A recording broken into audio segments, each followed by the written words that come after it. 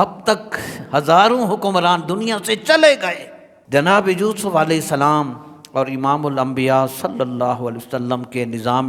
حکمرانی کی روشنیاں آج بھی قرآن و سنت میں چمک رہی ہیں۔ دنیا اور قبر کی زندگی گزار کر قیامت کے روز عادل حکمران کا یہ بہت بڑا اعزاز ہے۔ نبی کریم علیہ السلام کا ارشاد ہے، سبعۃ یظلھم اللہ فی ظلہ، 7 قسم کے خوش نصیب طبقات اور وہ لوگ ہیں جنہیں اللہ تعالیٰ قیامت کے دن اپنے سائے میں جگہ عطا فرمائے گا، جبکہ اس دن اللہ کے سائے کے سوا کوئی سایہ نہیں ہوگا۔ کہ ان 7 قسم کے لوگوں میں سب سے پہلا نام جو نبی پاک نے لیا، فرما امام عادل، عادل بادشاہ، عدل کرنے والا جو حکمران، جس نے اپنی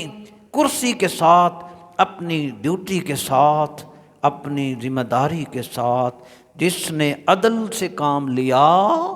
اور وہ انصاف پسند رہا، قیامت والے دن رب